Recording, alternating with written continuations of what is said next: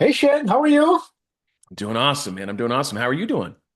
Very good to have you on board. Which part of the world are you in right now? And is it extremely hot, or not so hot?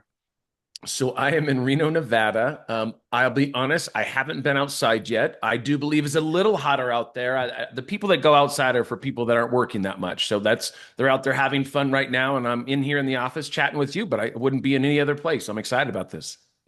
Yeah, I was just speaking a few minutes ago. Remember when I was sending you a message saying I'm going to be late? I'm going to be speaking to a friend. She's in Arizona. It's 110. Oh And man. she was telling me, luckily, her car is one of those cars where you can go to the phone and say, cool it down before I walk in. So she had lunch with somebody and then she got into the car. She's like, otherwise, I would have been baked. Yeah, that's 110 degrees. You guys might be able to see this on the video. I am milky white, and if it's 110 degrees, I could die. Like that's just my, not really, but I mean, I'm just so white. It's like anytime my wife would actually joke around and say that if there's sun that comes in through the window and I walk past it, I could potentially get red. So that's about my skin tone. I'm telling you that 110, I would have to hide out. Like literally have to hide out for safety. So it's not quite that bad, but it's trust me, it's one of those things. Sun and Shane are and the Irish people and the red beard, it just doesn't always Yeah, match I up. can totally understand that. So, Shane, it's very good to have you on board. You've been with the Amazon ecosystem for the last 5 years. So, we're going to talk about three things. We're going to end with the AI portion, which everybody wants to know about. But let's give a little bit of background about the Amazon seller ecosystem. There's a lot of moving parts. This is one of the largest businesses in the world. Amazon makes more money from their third-party sellers than they do from their first, which means for people that don't know, third party is a seller comes in, they sell stuff, Amazon takes a commission, versus first parties, they buy the goods from a supplier and then they send it to their warehouses and ship it. So walk us through a little bit in your mind. How do you think about the Amazon seller ecosystem? There are obviously millions and millions of sellers, but walk us through what you know so far and what have you seen change over just the last 5 years since COVID. Yeah, absolutely. So, yeah, I mean, the US platform alone for Amazon is 1.9 million active sellers. So, I mean, there's a lot of sellers. That's just a US platform, which is probably their biggest platform. There's a number of other UK, Canada, EU. Obviously, Correct. everybody has their own platforms and their systems for doing things. I think sellers are. I mean, I think it's so funny with sellers because I talk to sellers anywhere from 30 to 50 a week. So I have a good pulse on what's going on with sellers. I think the thing is, it really comes down to perspective on things that are going on. If Amazon was super easy and everybody was making millions of dollars and there was no headache, then everybody would be there, and the barriers to entry would be very low, right? So there's like anything that's good, anything that is going to take work, right? I mean, and being an Amazon seller is going to be that. And Amazon changes policies because guess what? They change policies because that's what's best for Amazon. Not that they don't care about sellers, but at the end of the day, they're really looking to improve the platform, and they're looking to they're a business, they're looking to make money. So Yeah. Amazon sellers, I mean, I've had sellers were just like, oh man, they're always dipping into my profits and doing this and doing that, and tariffs and all the other things that go along with that. I think that is obviously that's part of doing business, right? I mean, we never know with business, if you're not like just on the Amazon space, but any space, if you're not being, and I hate to say being punched in the face because that's pretty aggressive, but if you're not going through something, then your business, and I would be a little nervous, right? I mean, there's always something that happens. You have to be changing and iterating. We always joke around that the only constant is change, right? I mean, that Yeah. really Yeah. is what it comes down to. So the sellers, I think, I had a seller one time that I talked to that kind of blew my mind, and he had been selling for 15 years. And even with all the changes and things that go on, which once again, it's very easy to always say, oh, I'm losing money. Oh, this is, Amazon's taking more money. But Amazon's provided a platform for you, right? At the end of Yeah. the day. I mean, they Correct. really have a platform that you're jumping on, you're a guest on that platform. I'm not saying that Amazon couldn't improve on things because guess what? But when you're that big, to make changes and iterate and try to satisfy everybody is impossible. You're just not going to be able to do that. But I do believe that Amazon does a good job at, as once again, taking care of the sellers. They're probably more on the buyer side, right? I'm making sure that the customers are satisfied. The sellers, I think in the beginning, they were really looking to get sellers on. They've got so many sellers now. They have a very strict, things that you need to do to be able to be on the top of that, to be able to sell at a certain level.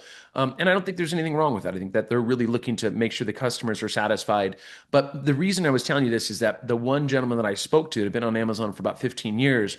his Hmm. perspective was very refreshing to me because he looked at it as like, man, this is still a great opportunity, right? He still looked at it as like a blessing that he was on Amazon and making this money, even though some of his margins might have been getting a little smaller and stuff. But his perspective really, because once again, I talked to enough sellers to where, you get a little bit of the sentiment of, oh, it's always changes, always this. And it's like, when I talk to new sellers, I say, hey, listen, at the end of the day, if you don't like things changing, if you want things to stay just this way, Amazon's probably not the platform for you, right? And that's the same thing with Walmart and other ones. I mean, Amazon just happens to be the big one that we're talking about today. You just got to take the good with the bad, and you figure out how you're going to move and shake. That's what I always tell people. It's like, how are you going to maybe squeeze margin out of another area, or can you increase your pricing, or can you, maybe offer a bundle packaging or something? There's other things that you can do, but sitting back and just saying, oh, Amazon's taking more of my money. I do get that, but you have to be creative, right? This isn't going to be the only time that somebody's going to come and try to take some money out of your pocket, right? You have to figure out how you're going to create. What kind of business do you want to create, Yeah, right? yeah. You look at that and how do you pivot? The interesting thing is over the last, I'll tell you, when I was at Amazon, it was 2016 to 2018. That time, we had 11 properties, including Mexico, Canada, Australia, like you mentioned, the other ones, UK, Germany, right? We had 2 million sellers worldwide. Now there are 3.6 million sellers worldwide. So that's about 7 years, right? Give or take 7 years. The number of sellers in the US was about 1.1, 1.2 million. Of those, 20% were non-US based sellers, meaning they were Mm. outside of the United States. So 20% was non-US. Now, 2024, when I last checked with my colleagues at Amazon, ex-colleagues at Amazon, that number is 40% to 50%. 50% of sellers on all platforms, all locations are non-US, meaning they're from China, they're from Malaysia, they're from Vietnam, they're from Philippines, whatever it is, right? Number one, that's a big shift. It's a lot more competitive. Margins will shrink.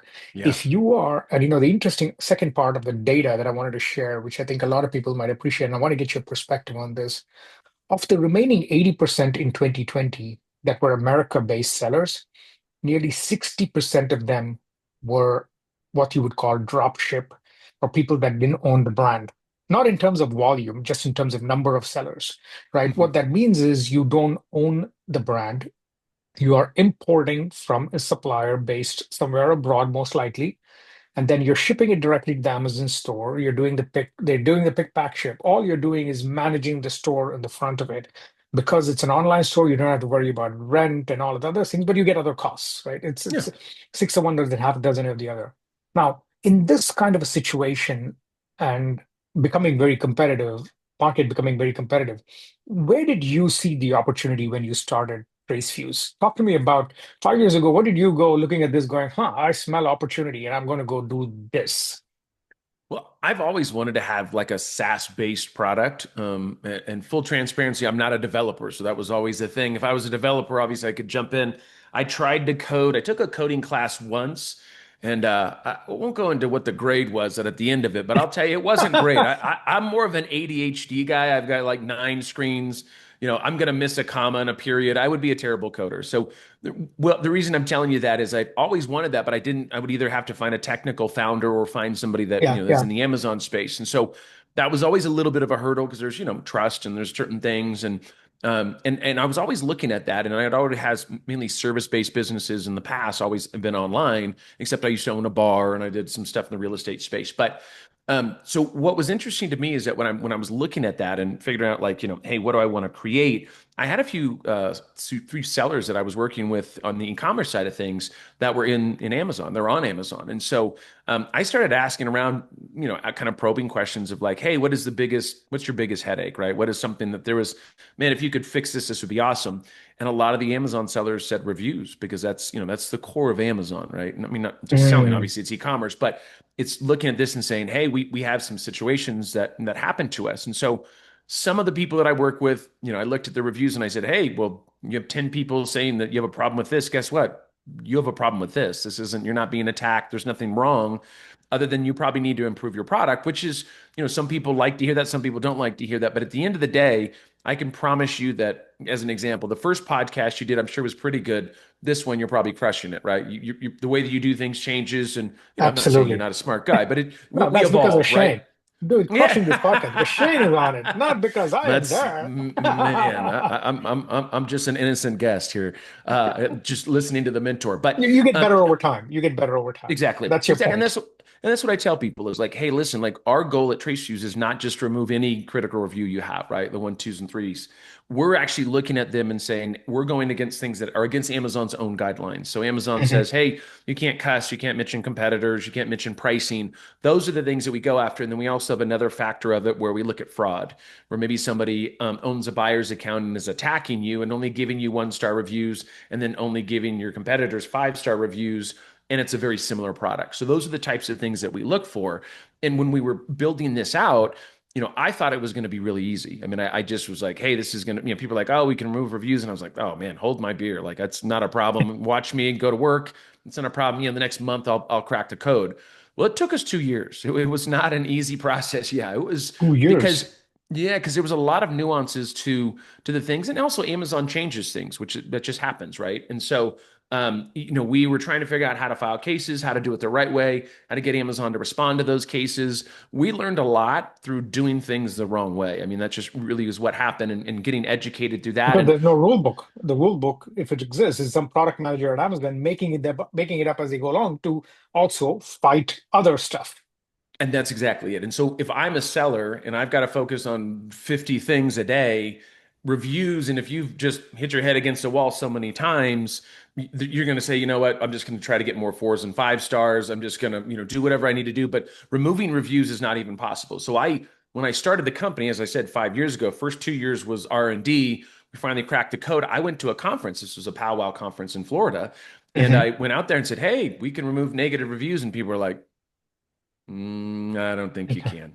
And I was like, no, no, like seriously, we can. And they're like, no, I don't think you can. And at that point, we were just getting started. We'd obviously had some proof of concept because we had done it with some clients, and said, no, like really, we can. And so at that time, people just didn't believe we could do it. And now, because you kind of touched on this, there's no rule book. You have these pods of Amazon folks, right? Like there's like the Jewish community, there's the Mormons out of Utah. Like you have these communities of Amazon people that they start these communities because they're looking to help educate each other, right? Hey, Sense what of are you seeing? What are community. you seeing?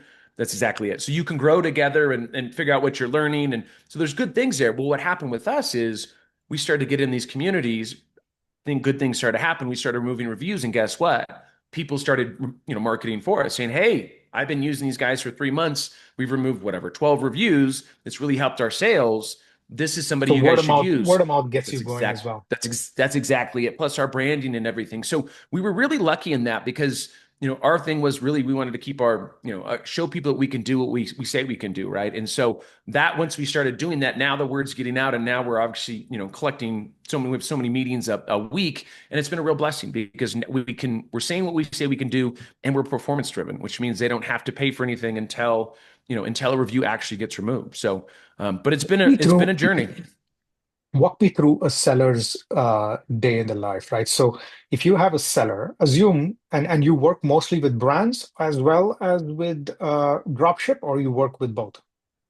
We don't really work too much with dropship because at the end of the day, they don't own the brand, right? Like if you dropship, Starbucks coffee, you're not going to pay to have us remove reviews from Starbucks. So we're really working with brands directly. Got it. So if you are a brand, small, big, or otherwise, you've got to focus on getting your listing right, or AEO, Amazon Engine Optimization.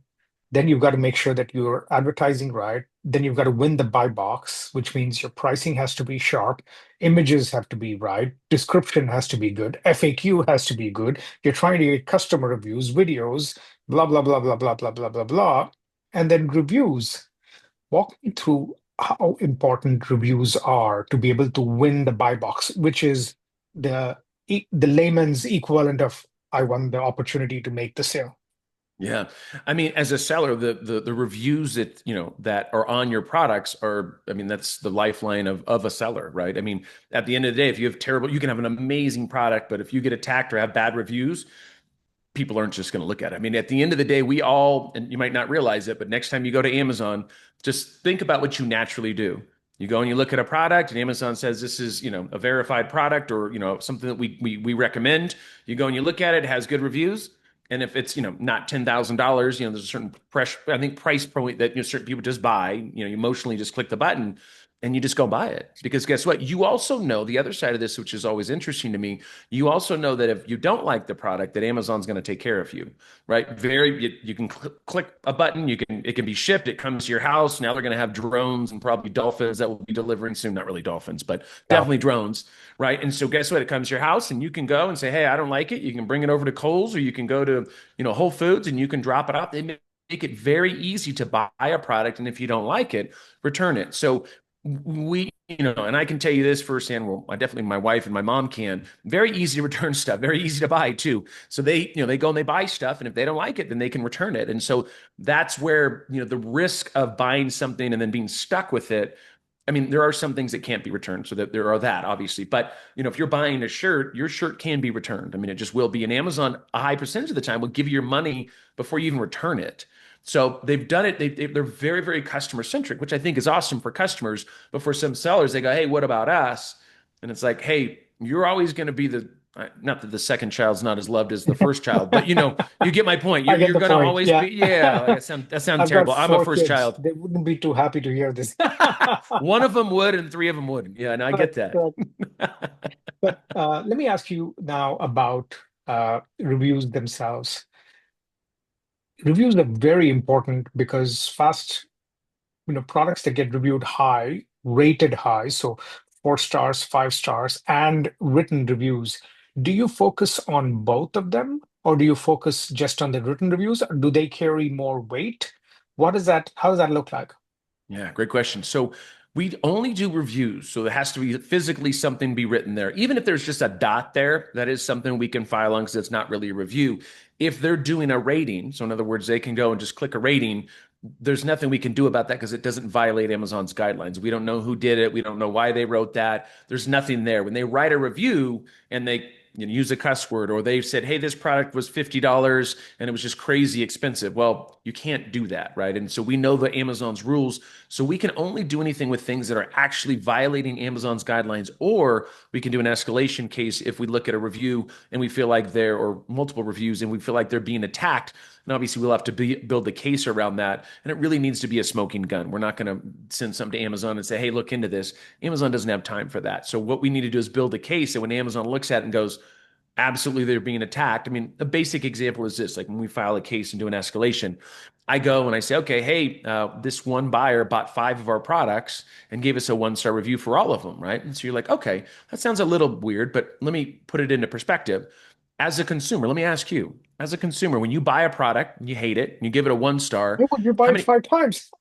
Exactly. That's just common sense, right? Like, so when you think about that way, you go, oh, okay, well that makes no sense. Why would they come back and you hated it, you bought a second one, I hated it again. Like, I don't know if you just have too much money or if you like pain or just products you don't like. I'm trying to Or figure it there's out. something else. Funny going on. Yep, that's exactly it. There's something funny going on. So our system will detect that. And then we have humans, people, I say humans because I don't want people to think it's all AI. We go and then we actually look at that. And then we'll take a look at the buyer's account. And if they've bought our competitors, if they bought our products creatine and their products creatine, and they're pretty much the same product, why did our creatine make it so that you went to the hospital and your leg fell off and this creatine made it so you just ran your personal best? Like, I thought you lost your leg, like, right? So that's, I'm being a little facetious, but at the end of the day, that's what it comes down to. We're like, hey, this Something is isn't wrong. adding up for Something us. is not aligned. Yeah, yeah. How many cases do you take on, let's say, for example, every month, and how many of them resolve by, and what is the time period for resolution? And how many of them resolve to the satisfaction of the brand owner? Yeah. So, I mean, it really comes down to, I mean, obviously our case filings, we're usually doing about 5 to 10 case filings at a time when we bring a client on. If they're a bigger client, then great, we can do more case filings because it justifies it because it's a bigger account. At the end of the day, the hard part with this whole thing is that when we're filing cases, there's 5, 10, 15, 20 different ways that you can mess up and make it so that Amazon won't respond to you. So that's where Mm. most sellers run into a thing where they say this just isn't possible. Well, because guess what? If you got 5 steps right and you didn't know they were right, and your 6th step you messed up, you don't know what was right, what was wrong, right? So that's where we were kind of trying to figure out. We had to like kind of reverse engineer stuff and figure out, hey, when we did this, they did that. Okay, what does that look like, right? So to be able to get their attention, our goal is not to game the system. Our goal is to make it so that we're removing or want Amazon to remove the stuff that is against their own rules, right? And Amazon's open to that, but the hard part is I think there's a little bit of a disconnect with customer service with that, with, I mean, because obviously you have to file a lot of cases to be able to get reviews removed. Are the timeline that I always tell people, which is a terrible, terrible like answer, but it's a realistic answer is I tell people, it can take 24 hours to 24 weeks, which is Wow. a terrible answer because once again, people are 24 like, hours to 24 weeks. yeah, because It it could happen depends. quick. Well, what are the cases it happens in 24 hours? Why is that? Why does something get resolved very quickly? I believe that it's because what happens is there's like bigger accounts that they Mm. have a lot more reviews. And so that we go after the low hanging fruit, right? So if somebody uses the F word, great, we know that one's going to have a higher likelihood of getting removed. Or if it takes 24 weeks, that could be a client that only has 20 critical reviews, right? So we're only going to be able to, let's say we're only file on five of those. We have a lot of weight on those five. Now, if we get one of those removed, guess what? They're going to have their sales are probably 50. going to go crazy. Yeah, amazing things are going to happen there. The problem is we can't file more cases because the cases are already filed. So it's like we're just kind of waiting on this client. If they have, 1,000 critical reviews, guess what? We have hundreds that we can file on. So we can file, get some stuff going, file some other ones. And so we can kind of do this. And so it's kind of a numbers game. If you don't have a lot, the value is huge because when it happens, you're like, oh my gosh, you guys just removed a review. This is epic. And then the other side of it is, guess what? You could be waiting a long time because there's nothing else we can do until Amazon reacts to that, either favorably says yes or says no, or doesn't respond. And then we have to file another case. So that's kind of the hard part. I have clients that will come to me and say, hey, can we accelerate this? And I'm like, I would love to. I mean, I'm a performance based company. So guess what? If I perform, you give me money and you want to give me Yeah, money. yeah. So guess what? Like, I It's want actually this as happy. badly You're as you actually a do. happy person. You're a happy camper. Absolutely. Yeah. Like I want to remove them as quick as possible, right? Like that is the goal at the end of the day. But I would never do anything that would make it so that my clients would be non-compliant, right? That's what I always look at is going, okay, if this was my account, this was my mom's account, my mom's business, would I do anything to put it in jeopardy? And I won't. And like I said, but I have two clients that literally, both of them told me had paid six figures for a one ASIN. It was a two beauty brand and a supplement brand. But I'm like, hey, listen, I can only do this as fast as I can do it. It's not that I don't have the team. I have the team. We can file thousands of cases, but I'm not going to ever put your brand at in jeopardy. So what we do is we're very conservative in our case filings. So that's why I always tell people, hey, you I got think Prime coming Amazon up. also would probably be very appreciative of that, right? Now, suddenly, if you file a bunch of what they would call frivolous cases, they're going, yeah, I'm not looking at anything from Shane. But now you're being very choosy, you're being very methodical, and you're being very picky about the fact that there's an egregious issue that Yeah. you want to get resolved, as opposed to, hey, this person said, I don't like it as much. Come on, they're not, don't waste my time. Yeah. And for us, it's exactly what you said. It's more quality than quantity for us, right? We want to go after this. We want our clients to have great results. I mean, we have clients that we've removed hundreds of reviews for them and they're super, super happy. And other ones that want it done a little faster. I always try to encourage people be more proactive than reactive, right? Don't wait till you drop down to a 4.2 and go, oh my God, we need you. Because then you could be losing out on those sales for the next month or two until those things start to head in that direction. Or even Prime Day. We got Prime Day coming up in the beginning of July. Yeah, Like July. if you wanted to sign up, guess what? If you would have signed up in March, we could start getting those cases going. It's not quite a code red, jumping into July. Yeah, Not that we fix it haven't. before Prime Day. That's exactly it. Yeah, Yeah, you're before going Prime against the Day and deadline. Christmas. Yeah, exactly. That's exactly it. And then let's talk to the last part of it because we're coming up on the half hour. How is AI going to change your business? Everybody is worried about AI. Some people are excited about AI. Where do you stand in the spectrum? And what parts of your work do you think will be AI ready and it can help automate and speed? And what part do you think, or do you think AI is good enough where the false reviews don't even come up? Do you think it'll ever get to that point? Yeah, I mean, so AI is, I think, once again, there's two sides of the coin, right? Some people are, as you said, some people are like, oh, this is exciting. Oh my God, I'm, embracing it. And everybody, some other people are going, oh God, am I going to be replaced, right? So Yeah, yeah, I think like as in anything, right? Anything that you do, that then once again, the change comes and you got to figure out how you're going to handle it. No different than an Amazon seller. Hey, more tariffs, more this. What am I going to pivot to make this happen? I'll be honest, when AI came around, I was we were a little nervous on the Shane Barker side of things. I have my personal brand and my company there because we were doing a lot of SEO work. And so we were kind of like, I'm going to kind of wait for the dust to settle and kind of see how this thing plays out. But what we did do with Trace Views, and we started using AI about 3 years ago, before ChatGPT, before it was like, I would say more popular, right? More mainstream. What we did there is we were really having humans or people looking at all the reviews and figuring out if they were against Amazon's guidelines or not. And finally, what we realized is like, wait a second, this is a task that's monotonous. That this is a task that you could look for certain keywords in reviews and instantly flag them as non-compliant, right? On our side. When I say flag them, I mean on our side for our people to file cases on them.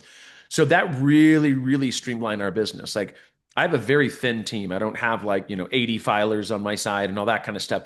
We're able to streamline that process. And AI made it so that, I mean, before our filers would only be able to work 4 hours a day because you can only look at Mm. so many reviews before your eyes start bleeding, right? Like, and so we're like, well, how do we do this, right? Instead of hiring 20 people, like there's certain things that we would do. And once again, keywords being that example, dollar signs, I mean, certain things that would flag it. So we'd say, hey, we think this is against Amazon's violations. And we have a scoring system in the back end for us internally to be able to see that on how egregious that review is, right? Like if somebody uses the F word, that should be a 90, the opportunity of it being removed.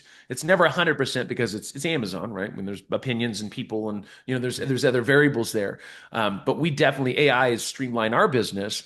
And I think you look at Amazon. I mean, Amazon's going all in on AI. Obviously, you have Rufus, and there's some other things Yeah, there. yeah, yeah. I think it's going to change. I mean, I think it was, I believe Meta too, that didn't they just say that in the future they're like you're not even going to have any agencies. They're just going to be able to use their platform for creative. I just read Uh, something with that. So yeah, it's Yesterday, they came interesting. out with Meta's ad API. It does Uh, creatives. And if you trust Meta and you believe that they will do what is optimal to make sure that you can track to the return on ad spend that you need and the click-through rates that you need, if you trust Meta to do it right, they're saying we'll do it completely end to end for you. All you have to do is just hand over your credit card or the yeah. equivalent of give us your money. Yeah, I mean, and that'll be interesting. I think in the beginning, like anything, when you launch, it's not going to be a perfect system, but that could be scary. If I had an agency that only dealt with, pictures on Meta or video or something, that could not disturbing. I think if it works, that's awesome, right? Because I understand both sides. I sell stuff and I've always, been an entrepreneur and I'm also a provider. So I understand both sides of it. I don't ever let any of that stuff ever get me down because I'm going to move and shake. I'm going to move in a different direction. I don't I'm always going to make something happen there and try to figure out and have a good network and stuff to be able to improve that. But yeah, AI is going to change a lot of things. I mean, and it already has, I think, with tasks that are, monotonous tasks that you can just easily, assign that to it, but it's getting more better. And I mean, it's just constantly improving. It's almost difficult to keep up. The amount of sites that are out there, the new ones that come out, and the updates, and but it is an exciting time. I don't think people need to be worried about it. If you're sitting back and being worried about it, then you need to quit being worried about it as much and maybe figure out what you're going to do to ride the wave. Or try it, right? Or just try some things. Try it. It doesn't hurt. It's not like you're going to lose your job for trying something. A lot of these things are free to start, free to Yeah. use. You might have to pay money to do some of the more advanced things, but you could try it for free for most. In fact, 90% of the things I know are free to try nowadays. Yeah, and you have Skillshare. You Um, could go get a course for $30, or I mean, there's back in the day, and I say this like I'm 100 years old, but when I started my blog, we didn't have any place to go figure out how to do this stuff. So now there's so many resources. There's even people that you could hire that internationally that know AI that they're not going to charge you $200 or $500 an hour. That they can come in and show you, hey, let's look at your business and see what we can automate, right, without messing anything up. Because I think that's the key is starting with just little tasks, right? No different than when you first hire somebody. Like start them off with little tasks. That's what I do to see how good they are and if they do a good job, they're on time. There's certain things that I look for, and then I start giving them more tasks. AI is the same way. Start with little tasks, maybe creating some social media content, kind of wet your whistle a little bit, kind of get some things going there, and then once again you can kind of tighten that up. But it's like anything else, like you're going to have to jump in. Eventually, you'll have to get in there and kind of get your feet wet and figure out what you need to do and figure out how it can, use it for your business. But it doesn't have to be all in AI, automate everything and let go of all 100 employees. Like take it slow, figure out where you can implement it and see where kind of cost savings you can get from it. awesome, Shane. This was terrific. Thank you very much for the discussion. It was a lot of fun. I hope you get settled in the new office very nicely and easily, because I know that was one of the things that you were worried about. But no, this was a perfect start. Awesome, man. Well, hey, thank you so much, man. I'm really excited about the interview, and once again, continue with your success, man. I was reading your bio, man. You're quite the man. I was excited about getting this interview today. You've done everything. I usually feel like I've done a lot. Now I feel like I'm in second place. That doesn't happen too often. Uh, I've done a lot, made a lot of mistakes, learned a lot, had 4 kids. You learn.